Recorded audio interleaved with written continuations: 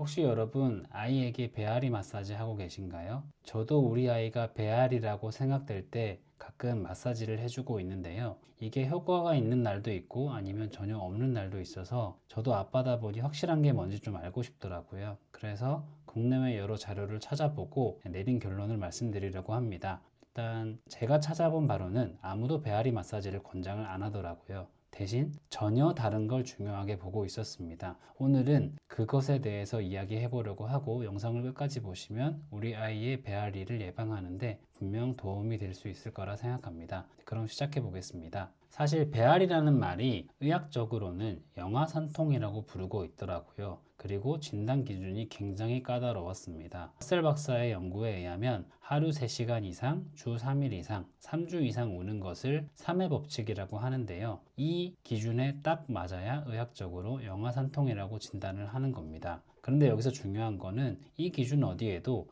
배가 아파서라는 말이 없더라고요. 그 말인즉슨 원인을 아직 모른다는 거죠. 그리고 시간이 지나면 대부분 나아진다고 합니다. 보통 3개월에서 4개월이 지나면요. 그런 마사지로 돌아와서 배앓이 마사지를 치료법으로 권장하는 곳이 있는지를 한번 찾아봤는데요. 첫 번째로는 미국 가정의학회지입니다. 영아산통의 진단 및 치료에 대한 논문을 보면 영아산통은 영아가 하루 3시간 이상, 일주일에 3일 이상, 3주 이상 달래지지 않는 심한 울음을 터뜨리는 양성질환이라고 정의하고 있고, 일단 꽤 많은 아이들에게 발견되며 가장 권고하는 것은 산모의 식이요법이고 마사지 등은 치료에 효과가 있다는 근거가 없다는 내용을 찾을 수 있었습니다. 두 번째로는 서울대 의대를 졸업하신 하정우 원장님의 영아산통에 대한 자료인데요. 일단 증상은 영아산통은 원인도 모르고 엄청 운다라고 정의를 하고 있고, 증상에서는 보통 3, 4개월 이상이 지나면 저절로 좋아진다. 그리고 영아산통 시에 부모가 해줄 것들은 과식을 금지하고 아니면 안아주거나 화이트 노이즈 등이 도움이 된다. 여기 어디에도 마사지가 도움이 된다는 것은 찾을 수가 없었습니다.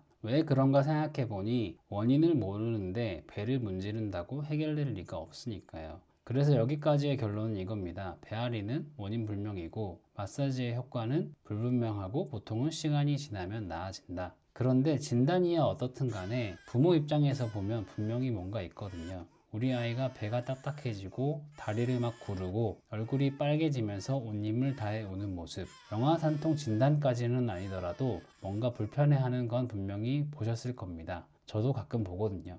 그래서 더 찾아봤는데요. 이 현상은 도대체 뭘까? 그랬더니 의학계에서도 이 현상 자체에 대해서는 인정을 하고 있었습니다. 첫 번째로 국내 최고의 병원인 서울아산병원의 영아산통에 대한 자료입니다. 영아산통에 대한 정의나 원인은 아까 앞서 말씀드렸던 미국 가정의학회 자료와 맥락이 비슷했고요. 여기서 추가로 확인할 수 있었던 것은 영아는 소화기가 미숙하므로 과식하거나 수유 시 공기를 많이 삼키면 그로 인해 영아산통이 생길 수 있다고 알려져 있습니다. 라는 걸 확인할 수 있었습니다. 두 번째로는 서울대학교 병원의 영아산통에 대한 의학 정보인데요. 여기서도 원인을 보시면 정확한 원인이 밝혀져 있진 않지만 소화 기능의 미숙함에 의한 것으로 보인다. 그리고 일부에서는 수유 중 공기를 과히 삼키거나 배에 가스가 많이 찼을 경우 사회적 정신적으로 스트레스로 인해 발생할 수 있다고 하나 과학적으로 입증된 바는 없다. 치료를 보시면 생후 3, 4개월이 지나면 자연히 없어지므로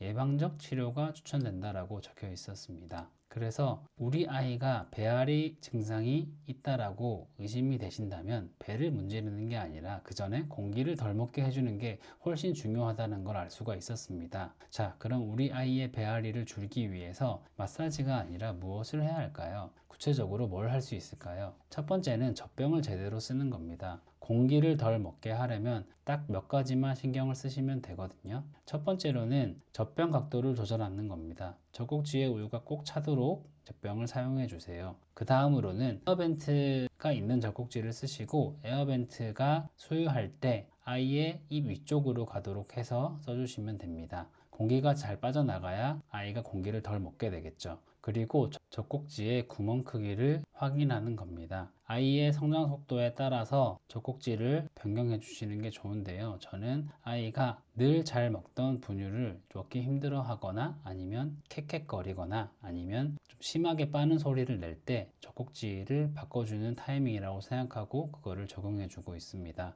그리고 수유 후에 꼭 트림을 시켜 주시는 게 중요합니다. 공기를 삼키면 뱃속의 압력이 올라가서 배가 불편해질 수 있거든요. 다음으로는 자극을 줄이는 건데요. 이것도 관련된 연구 결과가 있었습니다. 자료를 보시면 영아산통 치료법에 대한 체계적 문헌 고찰에서 영아산통에 대한 유의미한 치료법으로 자극 감소가 2명 중 1명이 효과가 있다는 것을 확인할 수 있었습니다. 구체적으로는 저녁에 조명을 낮추고 TV나 음악 소리를 줄이고 과한 자극을 피하는 겁니다. 아기는 신경이 아직 덜 자랐으니까 자극을 줄여주면 울음이 줄어든다는 거죠. 정리하자면요. 저도 아빠로서 열심히 찾아보고 공부해보니까 이런 걸 알게 됐어요. 배앓이는 의학적 진단이 굉장히 엄격하다이고 원인은 불분명하고 보통 시간이 지나면 나아진다. 마사지 효과는 불분명하고 마사지로 나았다고 하시면 그건 저절로 나아지는 타이밍이었을 확률이 높습니다. 하지만 진단은 어떻든 간에 배가 딱딱해지고 아이가 우는 현상은 분명히 있거든요. 그 원인 중 하나가 공기를 많이 먹는 거입니다. 그래서 젖병 각도, 젖꼭지 타입, 트림 시켜주는 게 굉장히 중요하고 추가로 저녁 시간엔 아이의 자극을 최대한 줄여주는 것을 실천해 보시면 좋을 것 같습니다. 배앓이 마사지로 효과를 못 보신 분들, 우는 아이 대할 때 저처럼 한번 생각해 보시면 좋을 것 같습니다. 혹시나 다른 의견이 있다면 댓글로 남겨주세요. 함께 더 좋은 방법을 찾아보면 좋겠습니다. 도움이 되셨다면 구독과 좋아요를 눌러주시면 다음 영상을 제작하는데 많은 힘이 됩니다.